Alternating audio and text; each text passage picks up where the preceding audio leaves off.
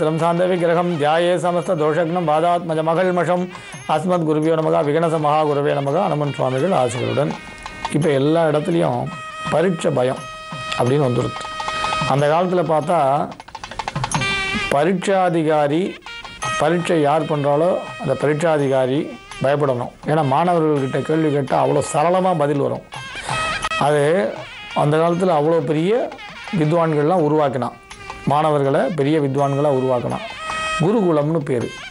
ஆனால் இந்த காலத்தில் பார்த்திங்கன்னா பரீட்சை பயம்னு நிறைய மாணவர்களுக்கு பார்க்குறோம். போட்டித் தேர்வில் தோல்வி அடைஞ்ச மனோபாவத்தால் நிறைய தவறான முடிவு எடுக்கிறதையும் பார்க்குறோம். பொதுவாக மாணவர்கள் தான் அடுத்த நம்ம சமூகம் நிமிர்ந்து நிற்கிறதுக்கு ஒரு முதுகெலும்பு யாருன்னா மாணவர்கள் தான். இப்போ அரசாங்கம் அப்படின்றது தலை, நாம் ஆளக்கூடிய அரசாங்கம்ன்றது நமக்கு தலை போன்றது. தலை இல்லைன்னா உடம்புக்கு என்ன பிரயோஜனம்?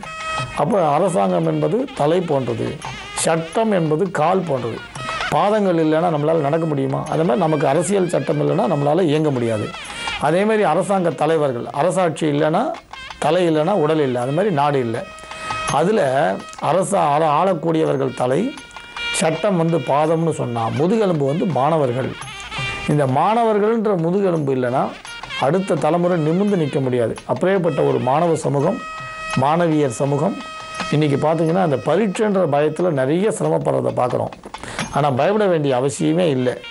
ஏன்னா நீங்கள் பார்த்தீங்கன்னா சட்டம் எல்லா சௌகரியங்களையும் பண்ணி கொடுத்துக்கிட்டே தான் வருது. நீங்கள் பார்த்தீங்கன்னா அந்த சட்டத்தை நடைமுறைப்படுத்துறதுல வேணால் தடைகள் இருக்கலாமே தவிர, சட்டம் என்பது அரசாங்கத்தால் அப்பப்போ இயற்றப்பட்டு மாணவ சமூகத்துக்காக நிறைய கொடுத்துட்டு தான் இருக்கான். இப்போ கூட பார்த்தீங்கன்னா எல்லா குழந்தைகளுக்கும் கல்வி கொடுக்கணும், போட்டித் தேர்வு இருக்கக்கூடாதுன்னு கூட சட்டங்கள் போடுறான். எதுக்கு இந்த இடத்துல இதை சொல்கிறோன்னா, அந்த மாதிரி மாணவர்களுக்கு பீதி வரும்பொழுது இப்போ சொல்ல போகிற மந்திரத்தை நீங்கள் ஜபிக்கலாம். ஆனால் ஒரு பெரிய ஆச்சரியம் என்னென்னா, ஒருத்தர் கேட்டார் என்கிட்ட, நான் ஆட்டோ ஓட்டுறேன் சாமி, என்னை இங்கிலீஷில் ஃபார்ம் கொடுத்து ஃபில் பண்ணி கொடுங்க, ஃபில் பண்ணால் தான் ஸ்கூலில் சேர்ப்பேன்றாங்க. நான் படிக்கலேன்னு தானே என் குழந்தைய கொண்டு விட்டுருக்கேன். என்னை இந்த ஃபார்மை இங்கிலீஷில் கொடுத்து இதை ஃபில் பண்ணுன்னா நான் என்னத்தை ஃபில் பண்ணுவேன்? அப்புறம் என்னை உள்ளே போனால் இங்கிலீஷில் கேட்குறாங்க. எனக்கு ஆங்கில அறிவு இல்லைன்னு தானே என் குழந்தைக்கு பற்றி கொடுக்கணும்னு அழைச்சிட்டு வந்திருக்கேன். என்னை இங்கிலீஷில் கேட்டால் நான் என்ன பண்ண முடியும் தான்.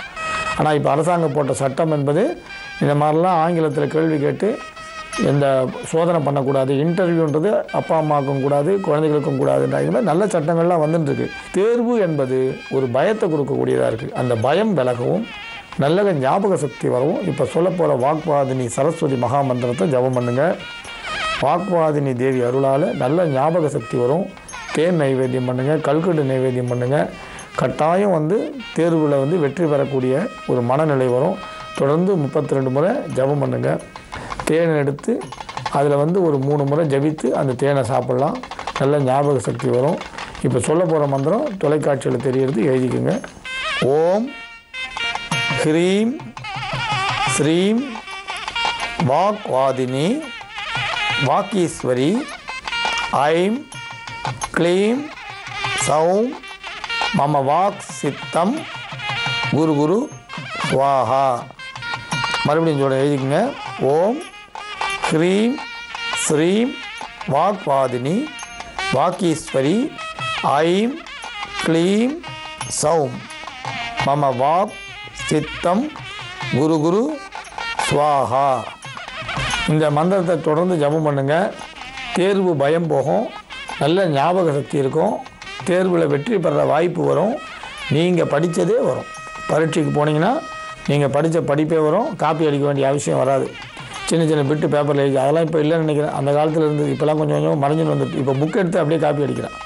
அந்த காலத்தில் சின்ன சின்ன பேப்பர் வச்சு அடிப்பா, இப்போ புஸ்தகமே வச்சு காப்பி அடிக்கிறா. இப்போ செல்ஃபோன் அது இது என்னென்னமோ லேட்டஸ்ட் டெக்னாலஜி. ஆனால் அதெல்லாம் பயன்படுத்தாமல் மாணவர்கள் முறையாக படித்து தேர்வில் வெற்றி பெற வாய்ப்பு வரும். மனசில் பயமே இருக்காது. சரஸ்வதி அருளால் எப்படி இடையனாக இருந்த காளிதாசனுக்கு சரஸ்வதி அருளால் ரகுவம்சம், குமார சம்பவம், விக்னபூர்வசியம் நிறைய காவியங்கள் எழுதினாரோ அந்த மாதிரி உங்களுக்கு நல்ல ஞாபக சக்தி, கற்பனை வளம் வரும். வாயில் பேசக்கூடிய சொற்களில் தடுமாற்றம் இருந்தால் அந்த தடுமாற்றம் விலகும், தொத்துவாய் விலகும், நல்ல ஞாபக சக்தி இருக்கும். இந்த பரீட்சையில் இந்த முறை நல்ல மார்க் வாங்கி தேர்ச்சி பெற அற்புதமான உங்களுக்கு பலன் கிடைக்கும். அதனால் இந்த சரஸ்வதி மந்திரத்தை தொடர்ந்து சொல்லுங்கள்.